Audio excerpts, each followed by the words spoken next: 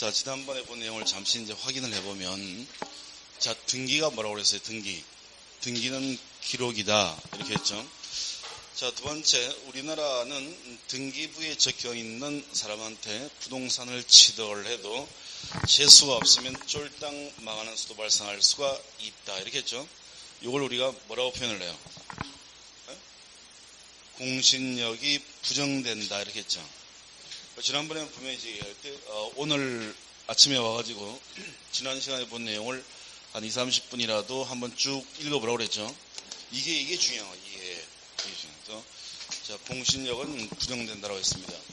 자, 그 다음에 우리 등기의 종류를 봤는데, 등기는, 자, 우리는 등기부를 만들 때는 물건을 중심으로 해서 물건을 기준으로 등기부를 만들어요. 이런 걸 뭐라고 그래요? 물적 편성주의다. 그래서 부동산 하나마다 등기부를 하나씩 만든다라고 했습니다. 그래서 등기기록은 3개로 되어 있죠. 하나의 부동산에는 하나의 등기기록을 두는데 하나의 등기기록은 3개로 구성되어 있습니다. 그래서 뭘로 되어 있는 거예요? 표제부, 갑구, 을구. 그래서 부동산의 사실관계인 표시는 어디다 적어요? 표제부에다 내용을 적은 다음에 번호를 붙이는데 번호를 1, 2, 3 붙입니다. 이 번호를 우리가 무슨 번호라고 그래요? 표시번호. 그 다음에 소유권과 관련된 것은 어디다 적어요? 갑구에다가 그 다음에 소유권 이외에 걸리는 을구에 기록을 하는데 적은 다음에 번호를 붙이게 됩니다. 이 번호는 뭐라고 그래요? 순위번호다. 이렇게 했죠. 자, 그 다음에 이제 우리가 등기를 형식 따라서 분류를 합니다. 이때 순위번호를, 갑구을구의 순위번호를 1, 2, 3 이렇게 붙이는 번호를, 이렇게 붙이는 등기를 무슨 등기라고 그래요? 주등기. 그런데 1-1, 2-5 이렇게 다시가 붙는 등기를 부기등기 이렇게 했죠. 또한 등기는 중국 등기와 예비등기라고 하는 것이 있는데 예비등기에 해당되는 것은 가등기라고 하는 것이 하나 있다 했습니다. 그래서 부동산 이중매매의 위험으로부터 벗어나려면 가등기를 해두면 된다 이렇게 했죠. 자, 그 다음에 어떤 걸 등기하느냐? 등기할 사항인 물건을 봤습니다. 그래서 부동산 중에서 토지 건물을 등기하는데 토지가 뭐예요? 토지가 뭐라고 그랬어요? 바다를 제외한 육지가 토지다 이렇게 했죠. 건물이 뭐예요? 지붕하고 벽이 반드시 있으면서 토지에 정착되어서 쉽게는 해체 이동하지 않는 것, 이런 걸 건물이다라고 했죠. 그래서 이런 걸 등기하는 거고, 그 다음에 등기할 상인 권리를 노려봤는데 물권과 채권. 채권이 어떤 권리가 채권이에요? 채권이 뭐예요? 채권. 어떤 사람이 다른 사람한테 뭘 요구하는 권리를 채권이다라고 했습니다. 그래서 채권은 원칙적으로 등기하지 않는 거죠. 그래서 물권을 등기하는데 물권 중에서 점유권이라고 하는 것, 이런 것들은 등기를 못하고 소유권이라든지 용익물권으로서의 지상권, 지역권, 전세권 이런 걸 등기한다 했죠. 유치권 등기 못하고 질권 등기 못하고 저당권 등기한다라고 하고, 그 다음에 이제 어떠한 권리 변동을 등기하느냐. 그래서 자, 부동산에 관하여 법률행위 인해서 물권이 변동이 되려면, 소유권이 넘어가려면 우리는 반드시 기본적으로 뭘 해야 돼요? 등기를 해야 되죠. 등기해야 주인 된다고 했습니다. 근데 등기하지 않아도 소유권이 넘어가는 경우가 있다고 했죠. 그래서 예외도 있다고 했습니다. 그래서 예를 들면 상속 같은 경우에, 상속은 상속인 앞으로 등기한 날이 아니라 언제 상속인인데? 누가 사망했을 때? 피상속인이 사망했을 때. 경매 경우에는 경락인이 언제 소유권을 취득을 해요? 경락대금을 완납을 했을 때. 그래서 그런 예외적인 경우도 있다고 했습니다. 근데 기본은 이제 등기해야 주인 된다고 했죠. 자, 그 다음에 이제 등기의 유효권은 뭐 지금 기초할 때 볼 필요 없고, 그 다음에 넘겨서 이제 150페이지. 그럼 이번에는 등기를 하면 어떤 효력이 발생하느냐. 등기의 150페이지에 일반적 효력이 나와 있습니다. 자, 등기는 가등기를 제외하고는, 예비등기로서의 가등기를 제외하고는 전부 다 중국 등기이기 때문에 중국 등기 효력을 보는 겁니다. 중국 등기를 하면 첫 번째 권리 변동적 효력이 발생이 됩니다. 자, 권리변동적이라고 한 거기 나와 있는 것처럼 부동산에 관한 법률에 의한 물권의 덕실 변경은 등기해야 그 효력이 있다라는 것을 등기 입장에서 일하는 거예요. 자, 갑이라고 하는 사람이 이 건물을 수여하고 있습니다. 갑명의로 등기되어 있는데, 자, 이에 대해서 매도인하고 매수인이 1월 1일에 매매 계약을 체결하고 계약금 1억을 주고, 그 다음에 2월 1일 중도금, 그 다음에 3월 1일 잔금, 이렇게 주고 나면 3월 6일 등기를 매수인 명의로 하게 돼요. 자, 아까도 얘기했다시피 언제부터 매수인이 주인이 된다고요? 소유권은 등기한 날이죠. 등기한 날. 그러니까 3월 6일부터 을이라고 하는 사람이 소유권을 가지는 거예요. 그러면 3월 6일부터 매수인이 주인 되는 거니까 3월 6일 이전에는 소유권이라고 하는 것이 매도인 갑한테 있었던 거예요. 그래서 매도인한테 있던 소유권이 3월 6일 이 등기를 하니까 매도인한테 있던 소유권이 매수인에게 이전이 된 거예요. 그런 겁니다. 이 등기를 하니까 갑한테 있던 소유권이 이렇게 넘어온 거예요. 그래서 이런 걸 이제 등기 입장에서 얘기하면 소유권은 물권이 채권이에요. 네? 소유권은 물권이죠. 그래서 소유권인 물권, 이 등기를 하면 소유권인 물권이 이전은 변동의 가장 대표적인 경우가 이전이에요. 그러니까 소유권 이전 등기라고 하는 걸 하니까 매도인한테 있던 소유권인 물권이 매수인의 이렇게 이전 변동이 된다는 거예요. 이런 걸 물권 변동적이다 또는 권리 변동적이다 이렇게 하는 거예요. 그래서 등기하면 소유권이 넘어간다 이런 뜻이에요. 별게 아니라. 자, 그 다음에 후등기 저지력이라고 하는 게 있습니다. 자, 그 내용을 보면 일정한 등기가 등기부에 기록되어 있는 이상 그 등기가 유효냐 무효냐를 막론하고 이를 말소하기 전까지 있는 이와 양립할 수 없는 얘기를 할 수 없게 하는 력을 후등기 저지력이다라고 하는 거예요. 자, 후등기 저지력 시험 잘 나오는데 예를 들면 자, 갑이라고 하는 사람의 이 건물이 있습니다. 갑명의로 지금 소유권 등기가 되어 있는데 을이 이 집에 전세를 들어오게 됩니다. 그래서 전세금 1억, 전세계약 기간 2년으로 하기로 전세권 계약을 맺고 전세권 설정 등기를 하게 됩니다. 전세권은 물권이니까 등기를 한다 했죠. 자, 만약에 목돈을 줬는데 목돈 주고 2년 빌려서 일하면서 전세권 등기를 안 하면 이런 걸 뭐라고 그래요? 채권적 전세다 이렇겠죠. 그래서 우리는 지금 물권 전세를 보내면서 이렇게 전세권 등기를 합니다. 그리고 이제 그리고 나서 이제 2년을 다 살았어요. 그리고 가바울이 더 이상 계약을 연장하지 않기로 합니다.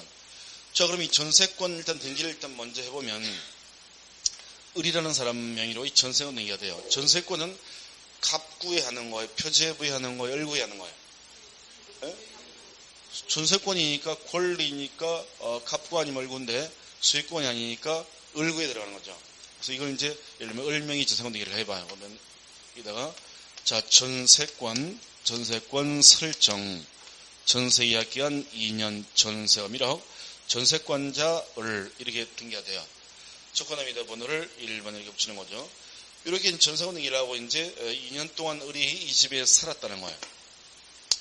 자, 살다가 이제 2년이 끝납니다. 만료가 돼요. 그러면 이제 주인하고 연장하기로 하면 되는데 연장하지 않기로 합니다. 그럼 이제 전세 계약 기간이 끝나면 자, 계약이 끝났습니다. 이제 을은 나갈 거예요. 그러면 집주인은 을에게 뭘 줘야 되겠어요? 끝났으니까 전세금을 돌려줘야 되겠죠. 전세금 돌려주고 을은 이제 이 전세권 등기를 집도 비워주고 이 전세권 등기를 지워야 되는 거예요. 그래서 이걸 이제 지워야 되는 겁니다. 근데 이걸 지워야 되는데 지우는데 필요한 서류를 이제 갑한테 줬어요. 자, 갑이 그럼 이걸 지워야 되는데 귀찮아서 지우지 않고 내버려뒀다는 거예요. 내버려두고 있습니다. 그리고 이제 을은 어쨌든 돈 받고 나갔어요. 집이 비워져 있으니까 다시 갑이 이 병한테 이 부동산을 다시 똑같은 조건으로 전세금 1억, 전세계약 기간 2년으로 전세계약을 설정하게 됩니다. 물권 전세니까 전세권 등기를 하게 돼요. 그래서 이제 병 앞으로 이 전세권 등기를 다시 해야 되는 거예요. 여기다가 이제 해보면 다시 돼보면 2번에다가 다시 이 병이 전세권을 설정했으니까 전세권 설정 2년 1억 병 이렇게 등기를 해야지만 전세권자가 되는 거예요. 물권 전세.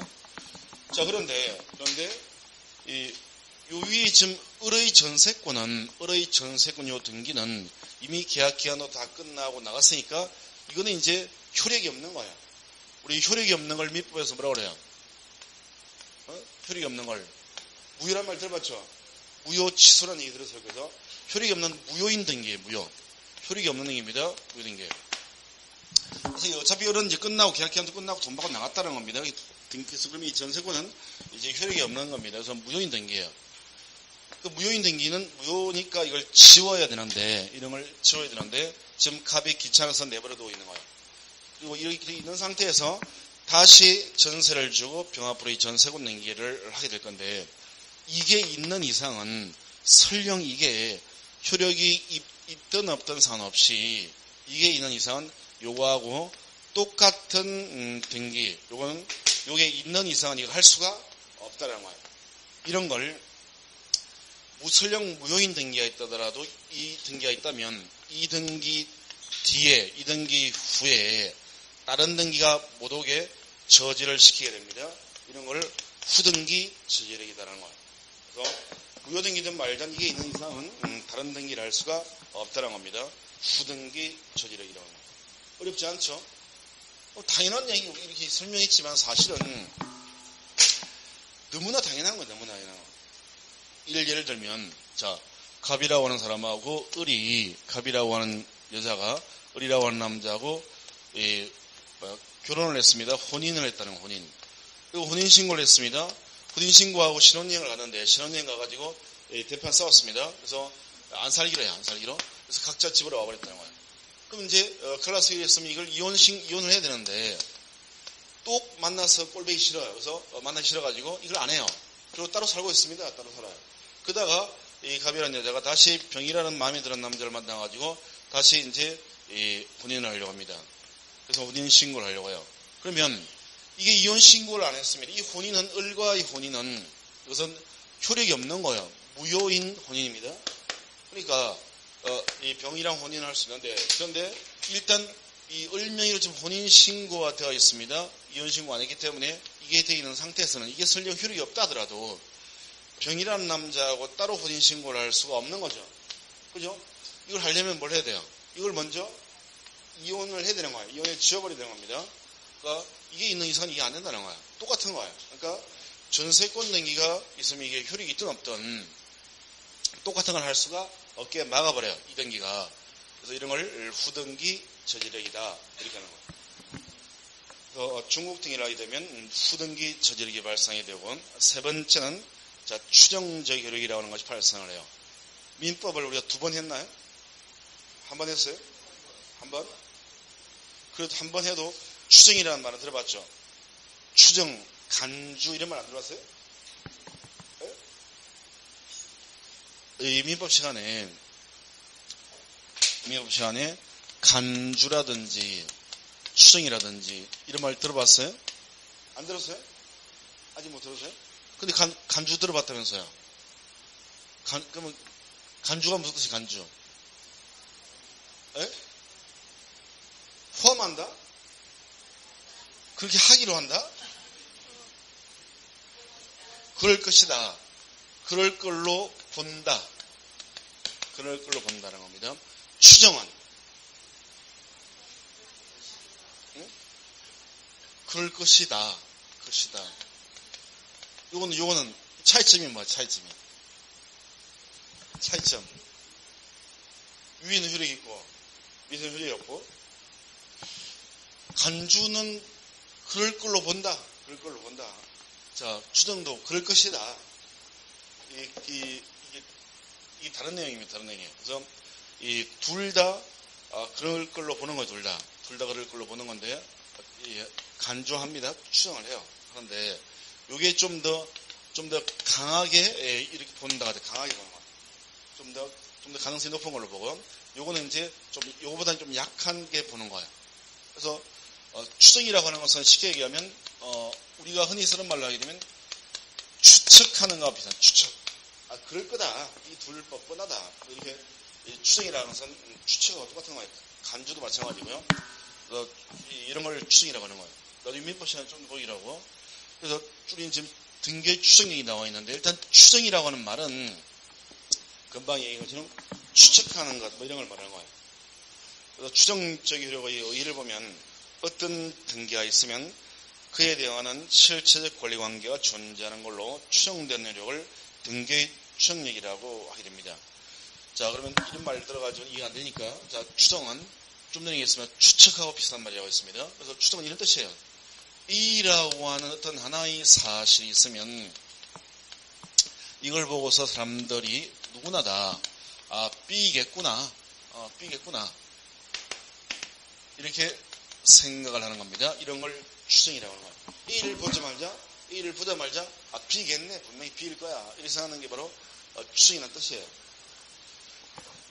자, 예를 들면요, 여기서 보니까 멀리 있는 산에서 시커먼 연기가, 엄청나게 많은 시커먼 연기가 하늘 위로 막 올라갑니다. 멀리서 보니까 엄청나게 시커먼 연기가 하늘로 막 엄청나게 올라가요. 이걸 딱 보면 사람들은 누구나가 뭐라고 생각을 해요? 불났구나, 산불 났네, 이렇게 생각한다는 거예요. 이게 바로 추정인 말 뜻이에요. 추정. 맞습니다. 더 쉬운 예를 들면, 저녁에 보니까 한 8시나 9시쯤 돼가지고, 이제 집 앞에서 마트 같은 데서 뭘 하나 사가지고 집에 들어가려고 이렇게 보는데, 집 앞에 조그만 우리 집 근처에 예를 들면, 상가 근처에 모텔이 있는데, 여기 보니까, 이 남자 여자가 서 있는데, 남자애가 자꾸 들어가자고 막 그러고요. 여자애는 눈치를 이렇게 많이 봐요. 남자애가 먼저 쑥 들어가 버립니다.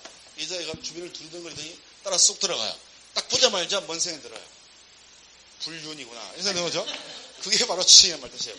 딱 보자마자, 저렇겠구나. 이렇게 생각하는 거예요. 그래서, 예를 들면 남녀가 모텔로 들어갑니다. 모텔 들어가요. 그럼 딱 보면 뭐라고 생각한다고요? 불륜이구나. 이렇게 생각한다는 거예요. 이게 추정이란 말 뜻이에요. 그런데 아닐 수도 있어요, 사실은. 부부가 모텔에 가야 안 가요? 가죠. 애들 때문에 간다는 거예요. 그래서 이 집도 조금 이렇게 가는 경우만, 요즘에는 그런 경우가 많아요. 이런 맨날 집에서 있으니까 색다른 분위기를 잡으려고 그런 경우도 있다는 거예요. 근데 우리는 그런 생각 안 하고 그냥 이 불륜이거나 생각하는 거예요. 지난번에 TV에 보니까 남희석 씨가 자기 부인이랑 무슨 모임에 참석했다가 술을 먹고 음주운전하면 안 되니까 그냥 여기서 자고 가자 이렇게 해서 그 근처에는 좀 괜찮은 모텔에 들어갔다는 거예요. 들어가는데 본인 스스로가 분명히 부부인데 남들이 불륜을 볼 것 같아가지고 물어보지도 않는데 이랬다잖아요. 우리 부부입니다. 부부예요. 끊을 때도 부부예요. 돈 낼 때 이렇게 했다는 거예요. 왜? 이렇게 볼까 봐가지고. 그런데 아닐 수도 있는 거예요. 이런 겁니다. 그래서 연기가 나면 또 불난 것처럼 생각을 해요. 아닐 수도 있으면 아닐 수도. 그러니까 연기가 났지만 예를 들면 논두렁, 밭두렁을 일부러 태우고 있을 수도 있다는 거예요. 그런데 우리는 그냥 불났다 이렇게 생각하는 거예요. 이처럼 A를 보자마자 바로 떠오르는 게 바로 B겠구나 이렇게 생각하는 게 바로 추정이란 말 뜻이에요. 그러면 지금 우리는 등기에서 이게 나와 있으니까 뭐냐면 어떤 연기와 어떤 등기가 있다면 이걸 보고서 사람들은 누구나 이 등기 보니까 이런 관계겠구나. 등기를 보니까 이렇게 생각하는 게 바로 중국 등기의 추정력이라고 하는 거예요. 예를 들면 토지가 있는데 토지에 대해서 등기부가 있습니다. 등기부에 보니까 2번에 수요자가 갑이다 되어 있고요. 3번에 소유권 이전 매매 소유자을 이렇게 되어 있습니다. 등기부에 보니까 이런 식으로 지금 등기가 되어 있는 거야. 그럼 우리가 연기를 보면 누구라도 불났구나 이렇게 생각하듯이 누가 이거 한번 봐봐 이 등기부 띄워왔어 이러면서 보여줘요. 그 등기부를 보니까 토지 등기부인데 이런 식으로 되어 있는 거예요. 그러면 이걸 연기를 보면 불을 바로 떠올리듯이 이걸 딱 보는 순간에 이 등기부를 보는 순간에 무슨 생각이 들어요? 소유자가 어리구나, 주인이 어리구나, 또 매매를 했구나, 또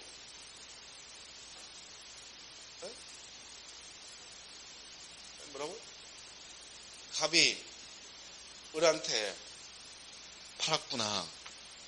갑이 을한테 팔았구나. 뭐 그렇게 생각난다는 거예요. 연기 보면 불이 떠올라듯이 그런 거예요. 그러니까 등기부에 만약에 지금 보는 것처럼 소유자가 을 이렇게 했으면 을이 주인이구나. 을이 소유자일 거다. 을이라는 사람이 진짜 주인일 거다. 이런 생각을 해요. 그 다음에 금방 말한 것처럼 매매라고 되어 있으면 갑과 을이 매매를 했구나. 이 매매가 바로 이 등기를 하는 원인 이유가 되는 거예요. 그래서 매매가라고 적혀 있으면 등기부에 갑과 을 사이에 매매가 적법하게 이루어졌을 거다. 다 이렇게 생각한 거예요. 그 다음에 이게 만약에 농지 얘기하니까 기억나는데 지금 제2 영동 고속도로가 뚫렸죠. 에? 이게 이쪽이란 거는 좀 멀리 지쪽인가 봐요. 딴 쪽인가 봐요. 에? 여기랑 상관없이.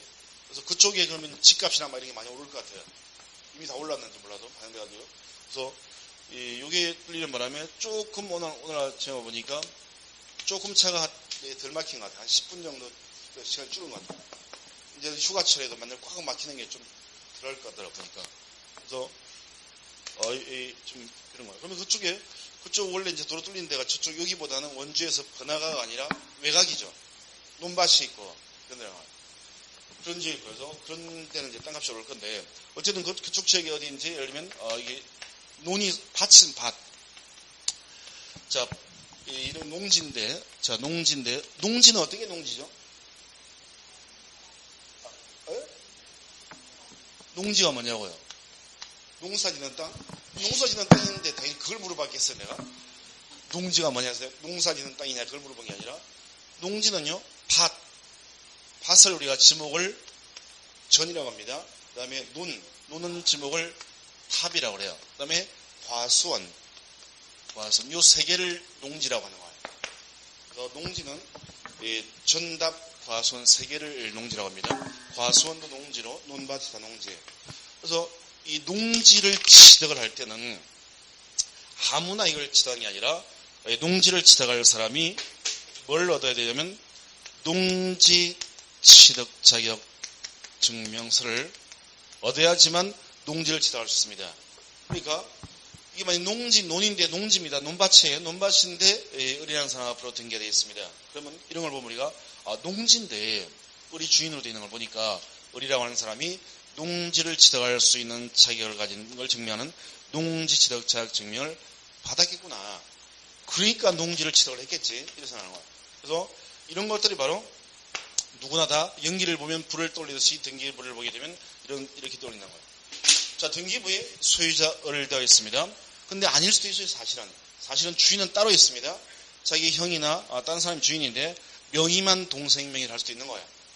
그렇지만 또는 매매가 아니라 사실은 공짜로 증여를 한 건데 매매한 것처럼 적어놓은 것도 있다는 거예요. 그래서 아닐 수도 있지만 등기부를 보면 누구나 다 대부분 다 을이 주인이구나. 을이 매매를 했구나.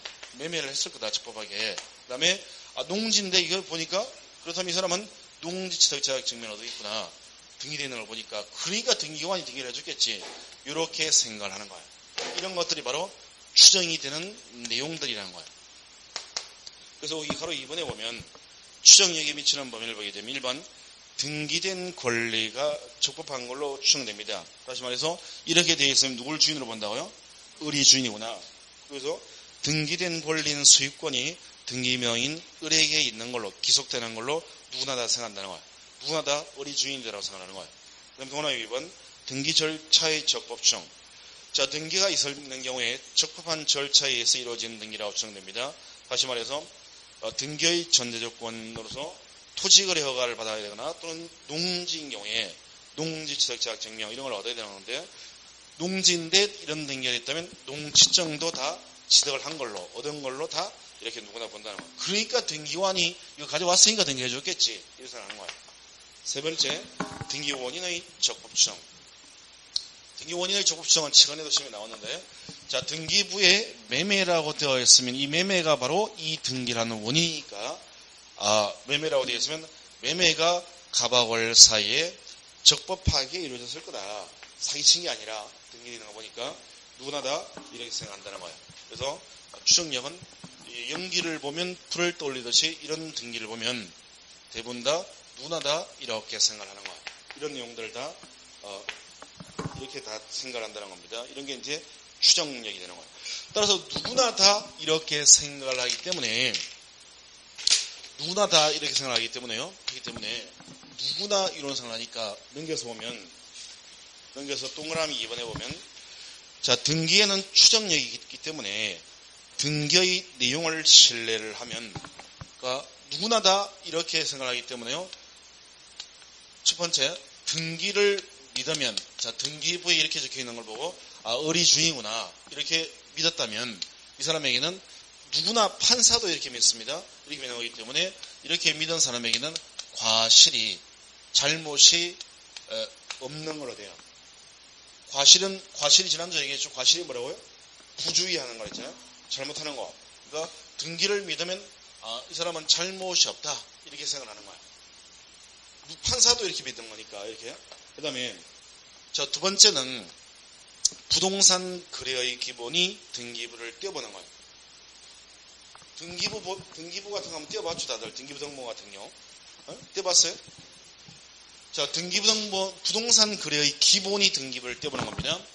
만약에 부동산 거래를 하면서 등기부를 떼어보지 않았다 하면요. 그 자체로 벌써 내용은 내버려두고 부동산 거래하면서 등기부를 안 떼어보면 그 자체로서 벌써 잘못이 있는 거예요.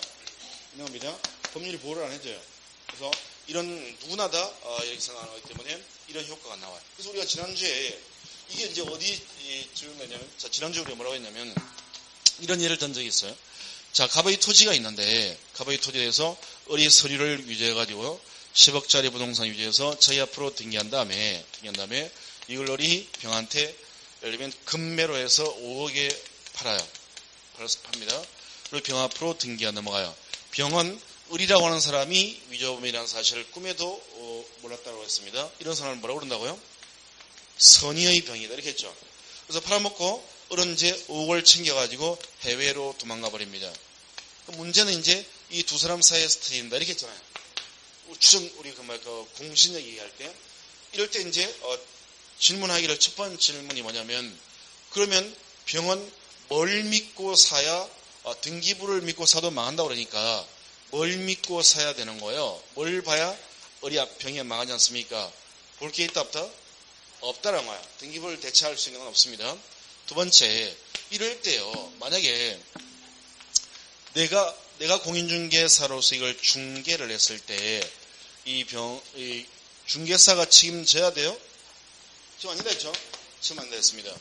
그래서 왜 책임을 안 지느냐면 병이 당신이 이상한 위조범 걸 나한테 넘겨주고 소개시켜줘가지고 내가 이런 손해를 봤으니까 네가 5억을 물어내라 이렇게 했을 때 즉 손해배상을 청구를 하면 우리 손해배상은 손해를 물어주는 것은 이 물어줄 사람에게 과실이 있을 때만 손해배상의 책임을 진다 이렇게 했죠. 그런데 이 중개사는 이런 경우에 과실이 없다라고 했습니다. 과실이 없다는 거예요. 왜 과실이 없다고 그러냐 하면 중개사가 이 부동산을 거래할 때 중개사가 등기부를 떼봤어요? 안 떼봤어요? 떼봤다는 거야. 중개사가 봐도 등기부에 누가 주인으로 했어요? 을이 나와 있는 거야. 그러면 중개사도 을을 주인으로 믿은 거야. 믿은 겁니다. 그러면 있잖아요. 추정력 때문에 등기를 믿은 사람한테는 잘못이 없는 걸로 다 했죠. 없으니까 잘못이 있어야 손해배상 책임 이런 건데 이 추정력 때문에 이걸 믿으면 잘못이 없는 걸로 돼버려요. 그래서 중개사를 물어주지 않는다는 거예요. 그래서 이게 이제 추정력 때문에 이런 이 결과가 나와요. 그래서 이 중개하게 되었을 때 이런 것 때문에 불안해하거나 이럴 필요는 없다는 거예요. 그래서 추정력이 여기저기 많이 이제 사용이 됩니다. 그래서 제일 중요한 효력이 추정력이에요. 추정력. 제일 중요한 겁니다. 그래서 이 정도 이제 기초니까 추정력은 이런 거다. 이 정도 보기라고요. 그 다음에 이제 대항적 효력이라는 게 나와 있습니다. 대항적 효력. 자, 대항적 효력. 중국 등기를 하게 되면 대항력이라고 하는 것이 대항적 효력 또는 대항력이라고 하는 것이 생기는데 대항적 효력. 이것은 제3자에 대해서만 쓰는 표현입니다. 대항력이라는 말은. 민법에서 그 반사회 질서적인 법률행위 이런 걸 들어봤어요? 반사회 질서적인 법률행위. 민법에서. 에? 선량한 풍속 기타 사회 질서에 반하는 법률행위는 무효다. 그거 들어봤죠? 아, 그럼 103조까지였구나.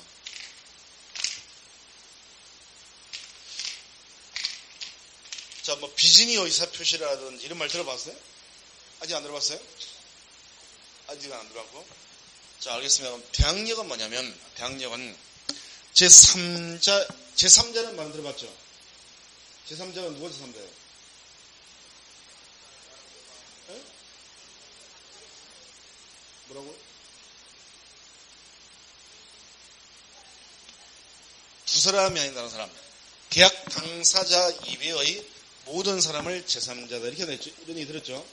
계약 당사자 이외의 모든 사람을 다 제3자라고 하는 거예요. 그래서 대항력은 제3자한테 발생하는 효력입니다. 자, 이런 거 한번 봐요. 잘 생각해봐요. 이제. 자, 갑이라고 하는 사람이 토지를 가지고 있습니다.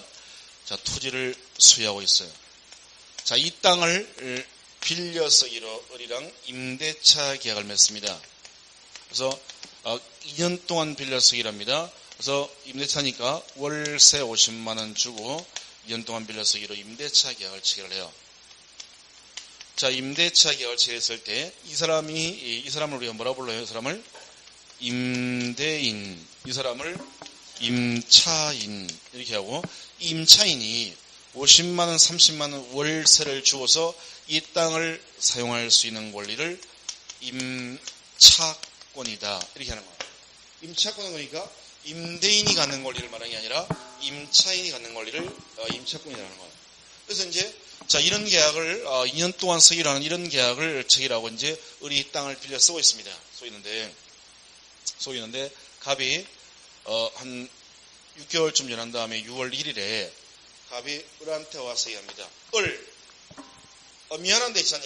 내가 생활 잘못했던 것 같아. 내가 써야 돼 이거. 써야 되는 거니까 아직 많이 남았지만 5개월밖에 안 지났지만 그만 너 내 땅에서 나가죠. 이렇게 합니다. 그래서 뼈리 월세를 밀리거나 그런 적이 없어요. 그런데 이 사람이 아무것도 밀리고 잘못이 없는데 임차인이 야, 내가 많이 바뀌었어 그래. 그러니까 내가 써야 될 것 같아. 내가 농사져야 될 것 같으니까 내 땅에서 나가죠. 이렇게 하면 임차인은 나가야 돼요? 아니면 나 계약 기간 동안에 나 못 나가겠다. 나 임차인으로서 못 나가겠다. 이렇게 버팅기고 안 나갈 수가 있는 거예요? 나가야 되는 거예요? 예? 안 나갈 수도 있고 나갈 수도 있는 거야. 안 나가면 안 나가면 나가는 거지. 둘 중에 하나지. 나가야 돼요? 안 나갈 수도 있는 거예요.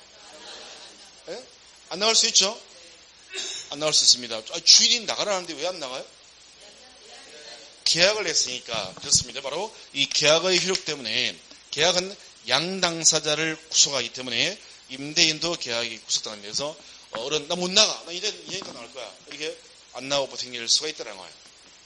자, 됩니다. 자, 그럼 다시 그 이후에 자, 다시 이제 12월 달이 되면 10월 1일이 돼요. 갑이 돈이 필요해가지고 이 땅을 병이라는 사람한테 팔아버립니다.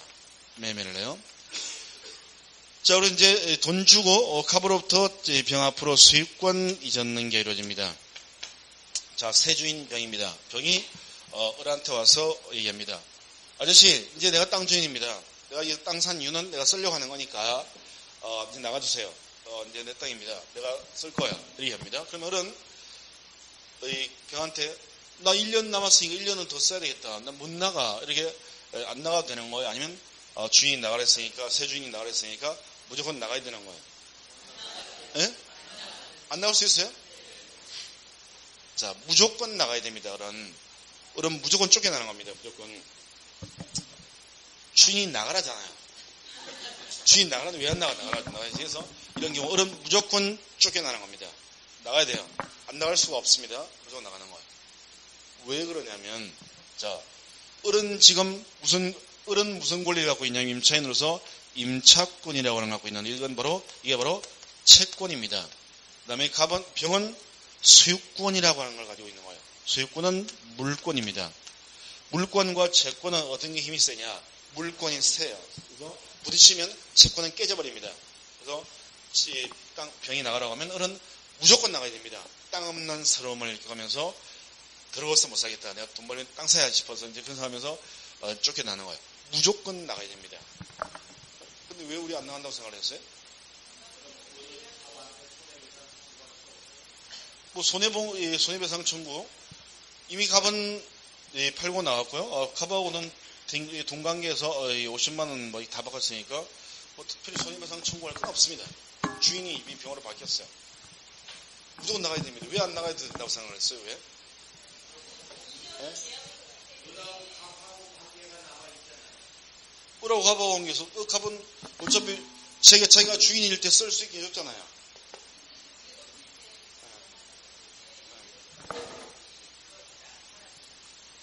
사람이 들어있는 걸 다 알고 샀어요, 병이.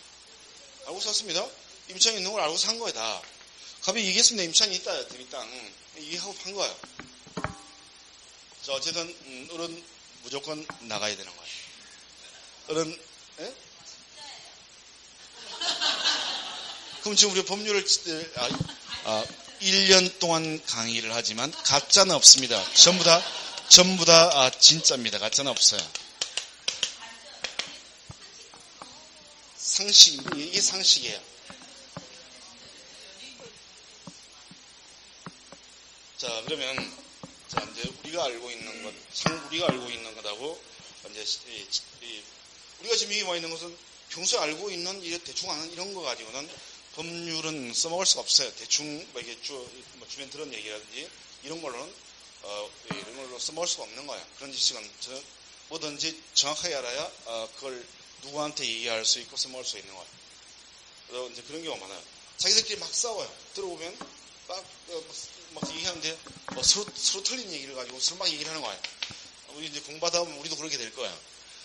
자, 누가 물어보면 설명해 주는데 엉터리 설명해 주고 그에 대해서 자기도 엉터리 답변하고 막 이런 경우가 많아요. 자, 그래서 이 경우는 어른 무조건 쫓겨난다는 겁니다. 그래서 그래서 이게 만약에 이게 토지이기 때문에 토지라서 이게 건물이면 달라져요. 이게 주택이면 달라집니다. 주택이다 하게 되면 이럴 때는 어른 못 나가나 이렇게 할 수가 있다는 거예요. 주택이면 나 못 나갑니다 이렇게 할 수 있는 거예요. 그런데 그래서 어른 못 나가고 2년 동안 버티길 수 있는 거예요. 그런데 토지이기 때문에 안 되는 거예요. 토지는 안 됩니다.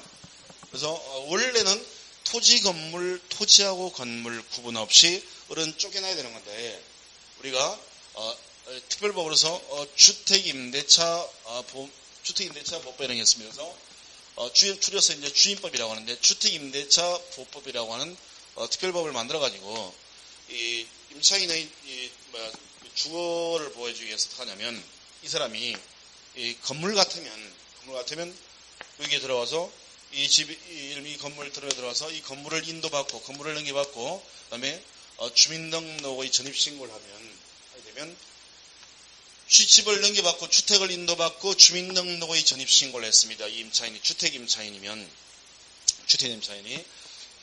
주택을 인도받는다는 얘기는 어떤 얘기냐면 방을 넘겨받는다, 집을 넘겨받는다는 얘기인데 구체적으로는 이제 집 키를 넘겨받는 거예요. 현관 키를 넘겨받는 겁니다. 키를 넘겨받고 주민등록을 이 건물에다 해요. 그러면 이제 이렇게 하면 민법이 아니라 주택임대차 보호법이라고 하는 특별 법률에 의해서 대항력이라고 하는 걸 임차인이 취득을 해요. 그럽니다. 자, 그래서 제3자에 쓰는 표현이 대항력인데 아까 제3자는 계약 당사자의 이의 모든 상함이다 이렇게 했죠. 그러니까 지금 계약 당사자가 누구예요? 가바거리죠. 그럼 병원 계약 당사자가 아니니까 이 사람을 제3자라고 하는 거예요. 그래서 주택임대차의 경우에는 이런 걸 하게 되면 주택을 인도받고 주민등록 전입을 하게 되면 이 법률 때문에 대항력이 취득이 돼요. 그래서 제3자 병한테 나 못 나간다. 나 2년 남았어. 나 못 나가. 이 집에 못 나가. 이렇게 할 수가 있는 거예요. 그러나 주택임대차법은 주택에 적용되는 거지 토지에는 이 법률이 적용이 안 돼요. 안 되기 때문에 기본 원리로 가지고요. 집주인이 나오라고 하면 물권하고 채권이 붙이면 채권이 깨지는 거예요. 그래서 이런 땅 없는 사람을 겪으면서 쫓겨나게 되는 거예요. 이렇게 되는 겁니다. 그래서 우리가 알고 있는 것은 우리가 주로 주변에서 많이 들은 것은 건물 얘기만 들은 거예요. 주로. 그죠? 주로 주택 임대차 관련된 얘기만 맨날 들었던 거예요. 그래서 이런 토지에 대한 내용은 모르는 거예요. 자, 그런데 그러면 이때 그래서 이게 이제 깨지는 거예요. 근데 만약에 자 가바울이 임대차 계약을 체결할 때 임차인이 임대인한테 이 임차권은 채권이기 때문에 원래 등기를 안 하는 건데 땅 주인이 동의해주면 임차권이라고 하는 등기가 가능해요. 그래서 집주인한테 저 임차권 등기 좀 해주세요라고 해서 땅 주인 갑이 임차권을 설정하는 등기를 해줘요. 그래서 1월 1일에 임대차 계약하면서 임차권 등기를 했습니다. 자, 그리고 12월 1일에 이제 매매 계약이 체결되고 병이 돈 주고 등기가 병한 넘어갔습니다. 그래서 이제 임차권이 등기가 돼요. 임차권이 등기되었습니다. 그 이후에 12월 1일 주인 된다는 병이 을이한테 와가지고 내가 주인이야, 내가 쓰려고 산 거니까 나가, 이렇게 하면 원래 임차인은 쫓겨나는 건데 이렇게 임차권을 등기를 해버리면 나 못 나가, 이렇게 할 수가 있게 되는 거예요. 그래서 임차권 등기를 하게 되면 임차권을 등기 안 하면 제3자인 병한테 대항을 못 하는데, 그런데 임차권이 등기가 되면 나 못 나가라고 임차권으로서 제3자에게 대항, 자기의 임차권을 제3자에게 주장할 수가 있게 된다는 거야. 그래서 이런 걸 대항저혈익이다라고 하는 겁니다. 그래서 가로 2번에 보면 그런 말 나와 있죠. 임차권 등기, 이런 것들, 환매 등기, 신탁 등기, 각종 등기, 이런 것들은 이 등기를 하지 않아도 당사자 사인이 생기지만 이 등기를 해야 당사자 이외의 제3자의 교회를 주장할 수가 있다라는 거예요. 그래서 임차권이 이렇게 등기가 되면 주장할 수 있습니다. 왜 그러냐면, 왜 이걸 등기하면 이 사람은 나 못 나갑니다. 토지여도 건물은 등기 안 해도 이렇게 되는데 토지도 등기하면 되냐면, 자, 병이 12월 1일에 이 땅을 갑한테 살 거 아니에요? 살 때 이 병이 매매를 할 때 등기부를 떼어봤겠어요? 안 떼어봤겠어요? 떼어봤죠? 등기부를 안 보고 떼어본 부동산 당은 말도 안 되는 거라 했죠. 그래서 등기부를 떼어본 거예요. 떼어보니까 그 등기부에는 이게 나와 있죠. 이거 1월 1일 한 거니까 있다는 거예요. 이렇게 되는 겁니다. 이렇게 된 상태에서 이제 이걸 산 거예요. 사가지고 이제 넘겨받았습니다. 넘겨받으면 이런 경우에는요, 어떻게 얘기를 하냐면 법원에서 이렇게 말하는 겁니다. 네가 부동산을 살 때 등기부에 을명의 임차권 등기되는 게 명확하게 나와 있지 않느냐. 그걸 네 눈으로 이걸 확인을 하고 산 거 아니야. 그 얘기는 이 사람이 이걸 쓰고 있는 걸 명확하게 등기부상에서 확인을 했음에도 불구하고 샀다는 얘기는 네가 임차권을 떠안겠다는 얘기 아니냐. 그러니까 너는 을한테 나가라고 하면 안 된다는 거야. 등기가 되어 있다면, 등기가. 말로 들은 게 중요한 게 아니라 등기가 됐다면. 그래서 이처럼 임차권 같은 걸 등기를 하게 되면 제3자에 대항할 수 있는 대항력이 생긴다는 거예요. 그래서 이게 바로 등기효력 중에서 대항력이라는 겁니다. 대항력은 누구한테 주장하는 거라고요? 제3자에게 하는 거예요. 그러니까 만약에 이때 보세요. 이런 얘기를 하면 이제 우리가 이제 법률을 공부하니까 점점 이제 이 용어 사용이 현명해질 건데, 무식하게 만약에 나 임차인인데 아직 계약기간 남았기 때문에 계약기간 동안에는 임대인한테 대항할 수 있어, 이렇게 하면 무식한 게 되는 거예요. 대항이라는 말은 이 사람한테는 안 쓰는 말이에요. 당사자 사이에서는 대항력이라는 말은 안 쓰는 말입니다. 제3자한테만 쓰는 말이에요. 그러니까 이 제3자한테 대항할 수 있다는 거예요. 자, 그럼 다섯 번째, 순위 확정적 효력이라는 게 나와 있습니다. 자, 순위 확정적 효력도 중요한 효력인데요. 자, 의의를 보면 현행부동산 등기법은 같은 부동산에 관하여 등기를 한 권리의 순위는 법률에 다른 점이 없으면 등기를 한 순서에 따릅니다. 가로 2번에 보니까 또는 1번에요. 그런데 이 등기의 순서는 등기록 중에서 같은 구에 등기되어 있는 거라면 순위 번호에 따르고, 다른 구에 되어 있는 등기라면 접수 번호에 따라서 등기의 순위가 결정이 된다는 거예요. 아주 대항력보다 훨씬 중요한 게 이건데,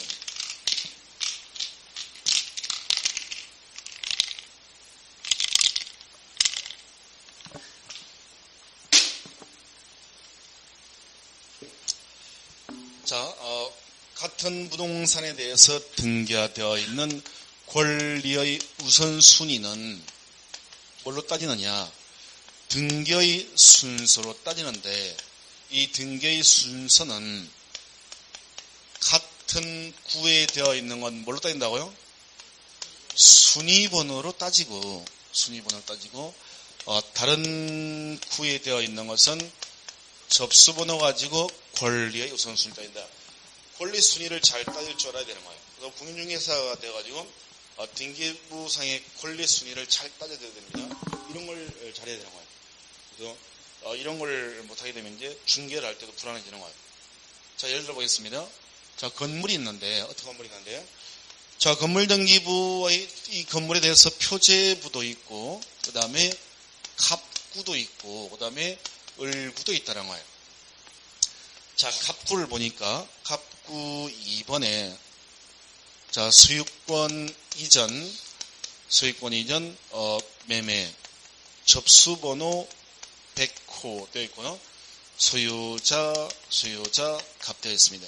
3번에, 우리 지난번에 가등기를 봤으니까, 자, 소유권 이전 청구권 가등기가 되어 있습니다.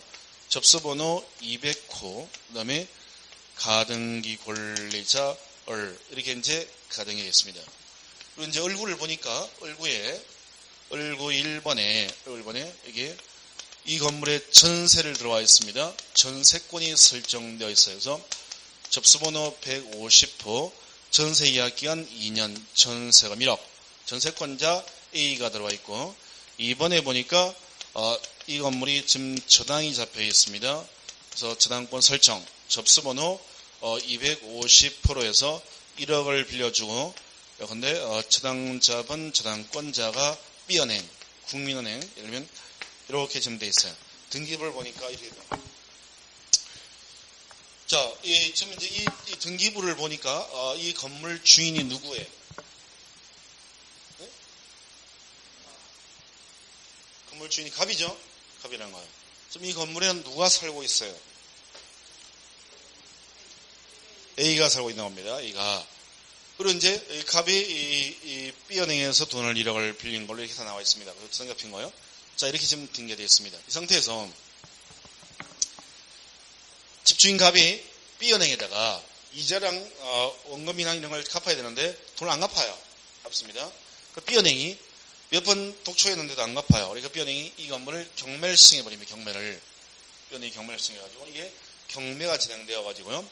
이게 예를 들면 1억 8천만 원에 이게 경락이 됩니다. 1억 8천에 경락이 돼요. 그럼 이제 1억 8천을 경락받았으면 1억 8천 가져서 이제 이 갑한테 돈 받을 것 있는 사람들한테 1억 8천을 나눠줘야 되겠죠. 그죠? 지금 갑한테 돈 받을 사람이 누가 있어요? 네? B은행, 그 다음에 A, 을은 없죠? 을은 아니죠? 을은 아니라는 거예요. 그래서 이렇게 있는 거예요. 그래서 이제 1억 8천이 나오면 이제 이걸로 가지고 나눠주는데 보니까 A도 전세금 1억이고 B은행도 1억이에요. 그 2억이 되면 되는데 1억 8천밖에 안 돼, 이게. 그럼 이제 1억 8천이니까 이걸 가지고 1대1이니까 9천만 원, 얘 9천만 원, 얘 9천만 원 이렇게 주는 게 아니라는 거예요. 주는 게 아니라 이 권리의 우선순위를 따져야 돼요. 권리 순위는 등기로 따지는데 같은 구에 있다면 순위번호, 다른 구에 있으면 접수번호 따져요.